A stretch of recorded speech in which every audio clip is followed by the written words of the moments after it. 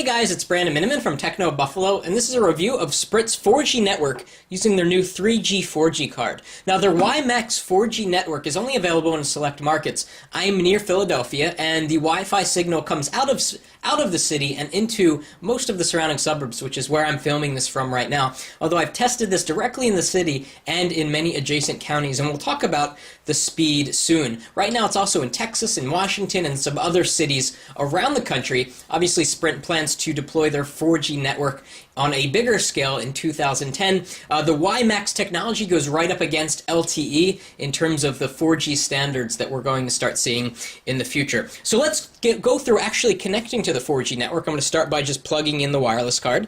Pretty simple stuff to start, and use any USB port. And now I'm going to open the Sprint 4G application. They call it SmartView. This is actually the same application that they use for the 3G cards. And it says initializing, and it'll take a few seconds to get going. Alright, and so we're connected to Sprint's 4G network. That took about 45 seconds, probably closer to 55 seconds, which isn't the fastest, but connecting to these 3G networks with wireless cards often take that long.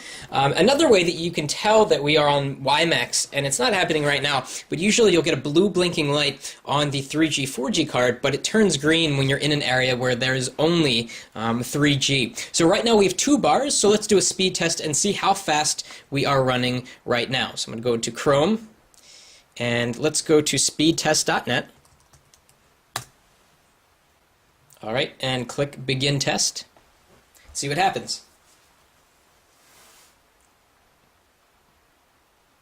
So I should mention that the theoretical maximum speed of WiMAX, according to Sprint, is about 10 megabits per second down, with the average being around 6. And just for comparison, a 3G card will get you about 1.2 to 1.3 down on average. So they're really claiming to have 4 to 5 times the speed that 3G does. Of course, there are wide variations. For example, right now you see that I got 3.39 megabits per second down, which is pretty darn fast, but definitely not even close to the 6. I've tested this in Philadelphia and in many other places around the region, and I've gotten between 2 and 4.2 megabits per second down. I haven't gotten to a place where I had a full signal. That's probably why I've never achieved this 6 megabits per second down. That said, 3.39, even in this case, is still quite fast. If I were to turn off the 3G, 4G card, use my Wi-Fi network right here in my house, I would get about 10 megabits per second down.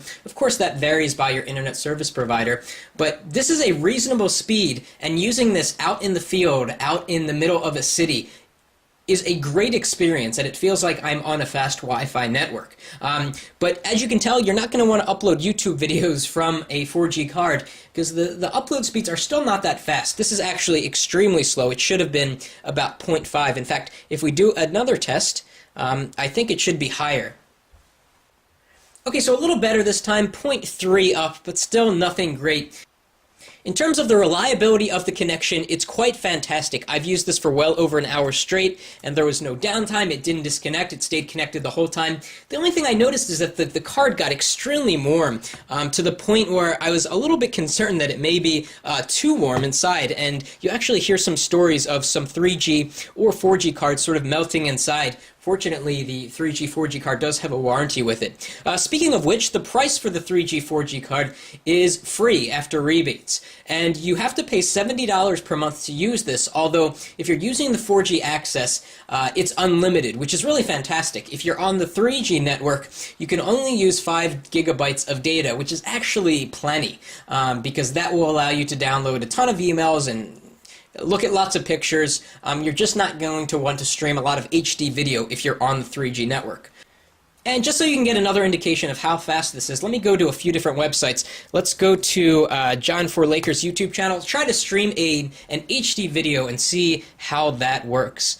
Let's scroll down a little bit. Click on the HD button on this video. And I'm going to go right to play. I'm not going to let it buffer, although it may need to. So let's go full screen and see HD video over Sprint's 4G network. Let's see.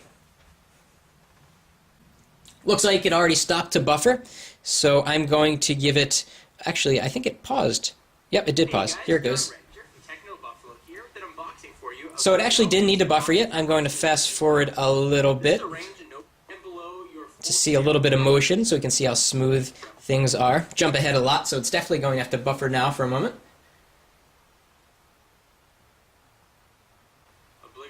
Very smooth. I jumped to a certain spot and it's playing back quite smoothly. So HD video comes across nicely on Sprint's 4G network.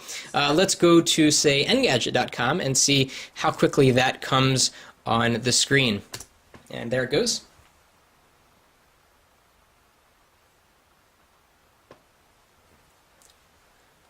So that was about 4 or 5 seconds, and we have pretty much the whole page loaded here and ready to go. We'll click on a link and sort of see how fast it jumps to the next page. Very fast from that transition.